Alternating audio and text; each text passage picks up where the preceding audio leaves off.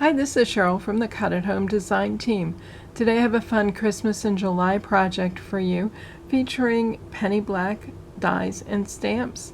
How cool is this project? It's super easy to make, again using those same stamps and dies that you have to use for your cards. Here also is a card that I made using the same stamps and dies. Again, they're penny black. It's one of the penny black cling stamps called Holly something, Happy Holly, excuse me. Perfect, fine, beautiful detail. Cling stamp, so you know you've got the rubber on the other side, which is going to give you that good, clean, crisp impression every time. The dies that I used are called Love and Joy, also penny black. You have the choice of the words merry, love, joy, and peace. So as you can see, I chose joy for my card and merry for my holiday project. Now let me talk about this one for a minute quickly. This is an 8x8 artist canvas, so it's one of the thicker canvases with the wood frame. You would not need to add a frame to this, so it's good to go as it is. I was fortunate that I was able to find very affordable canvases already in gold. If you find the canvases and they're just white, you can absolutely paint them. Canvas is made to be painted, and so it's going to do quite well with that coat of paint to make it gold or whatever color that you want it to be. So don't worry about that. Find your best deal on it and make it the color you need it to be. For this project, I've added a couple of text weight layering metallic papers, so they're not very expensive. They're maybe about 45 cents a piece. Again, you'll use most of a sheet on an 8x8 canvas, but very inexpensive in the greater scheme of things. And then of course I've got my watercoloring paper up front. We all know watercoloring paper can be expensive, but here I shopped for something that was on the cheaper side. It's lightweight, it's only about 90 pounds. It has the advantage then of not absorbing too much water so that it'll dry quicker. I'm not doing advanced watercolor techniques here, so I don't need to worry about keeping the paper wet and blending and the like. I'm using a very simple technique again, so it's perfectly appropriate. So shop around for your watercolor paper. Always pick up the cover, see what kind it is. If it's really heavy and really textured, is that really what you need for your project? Again, mine is lighter weight, so it dries very quickly. It's also smooth, so it takes the stamped image very nicely. Let me show you how I did my quasi watercolor technique here. Again, I started by stamping the image on watercolor paper. I used black VersaFine ink for this. I chose the VersaFine because I wanted something that would not react with water.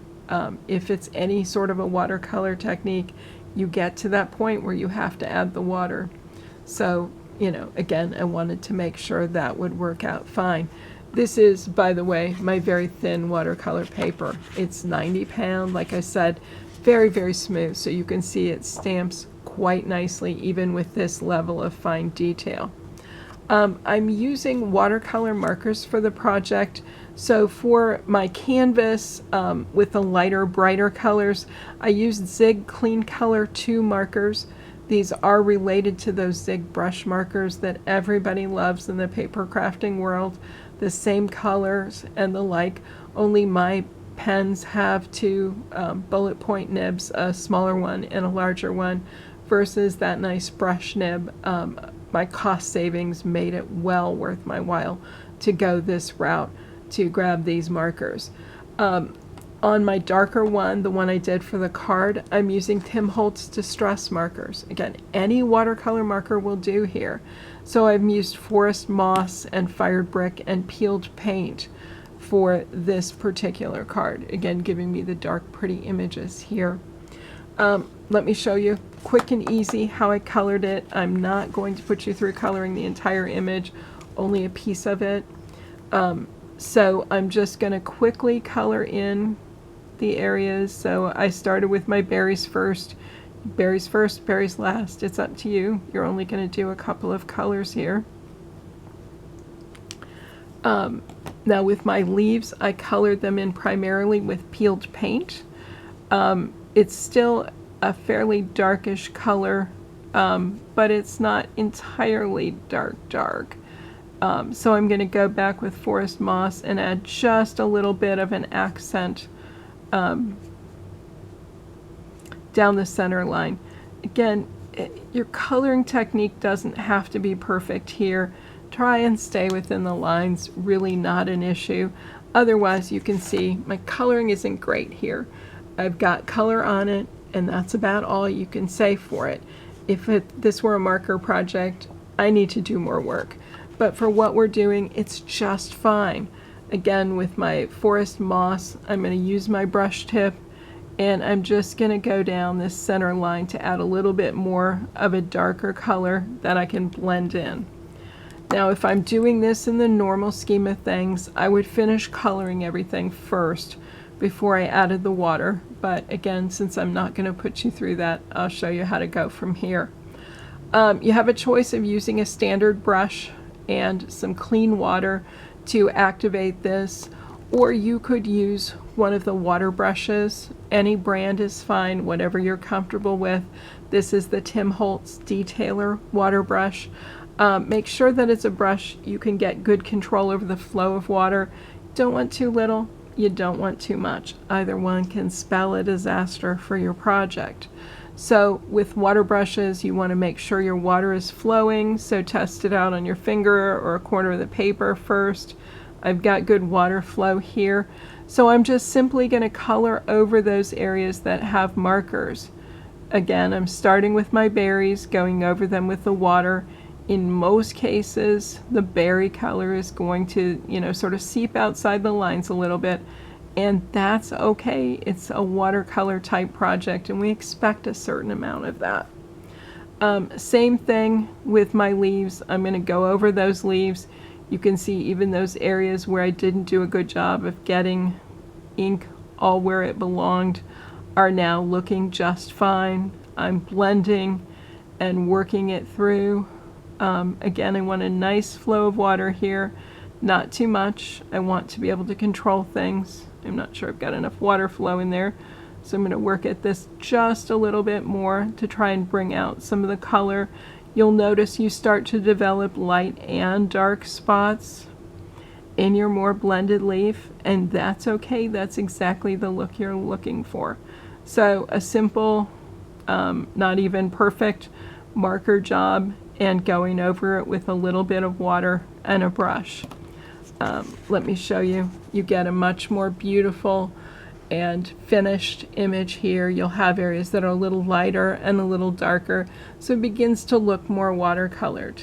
Again, depending on the amount of water on your brush, you'll even see areas on the leaves up close where the ink begins to seep outside the line. But that's okay. It's part of this watercolor technique. People look at the totality of the project. They don't look at the little lines to see if you colored within it. Note down here that you do want to have scratch paper behind, because the colors will bleed through when you add the water. So be careful of that. If you had a super heavy watercolor cardstock, that won't happen so much. So very, very easy. Again, you would do that. You would have colored the entire image first, go back with your water, go over everything. If you don't like how it turned out, or you think that it's not done yet, go back, add some more water, continue to work with it. If you feel like too much color is taken off of it, you can either add color directly by just coloring on the paper, or you can scribble some of the color from the marker onto an acrylic block and then pick up the color from the block with your brush and apply it to the paper. So there's many, many ways that you can use to get a coloring job that you're happy with. Now you'll notice on my final projects, I've added this gold spray to it. I love that look and that effect, particularly how it's done here with some big blobs of gold and some finer spray around. To do that, I'm using a liquid watercolor. This is from Peerless. This is liquid. It's about the consistency of an acrylic paint that you'd find in the same type of jar. You need to mix it with water, and once you've done that, you can do one of two techniques to add it. You can pick some of that water mixture up with your brush, your regular brush, not your water brush, and simply flick it on like this. That'll give you some areas where you have the big blobs and some areas where you have a finer bit of ink on it, or you can add it to a spray bottle. Here you don't want to use those lovely Ranger bottles, the Mister and the Mini Mister. They do a great job of giving you a fine, perfect mist for other projects. But again, here we want to be a little less perfect. So I've repurposed a spray bottle I had at home. Pretty much any spray bottle on the market is going to do for this. You just don't want the perfection of the Ranger or anything that purports to be a fine or super fine mist. If it's been a while since you mixed your color, shake it a little before you use it. But again, you're just spraying it onto the paper. Best if you do that with it flat. Then if you have blobs of color like here and here and here, they won't run, but it absorbs fairly quickly into the paper, and then you can lift it up and see what's going on. If you're not happy, if you want more gold, you can simply keep spraying until you're happy, and then allow it to dry as flat as possible. Like the rest of your project. Make sure that your watercoloring here, my leaves and my berries and that sort of thing, is fully dry before I'm adding that gold spray. Otherwise, I can end up with a mess. Let me show you a different version I had, yet other colors. And here my watercolors weren't quite dry when I added my gold spray, so you can see that there's a lot more running of colors, and so it looks a little more messy. I chose to not finalize this, but I wanted to show you this as an example of what not to do. So lots of color choices. Again, any watercolor marker will work in this technique. I'm confident anyone can do this technique because it's so easy. So just remember, cards, you can always do the cards, but think about the possibilities for Christmas gifts as well.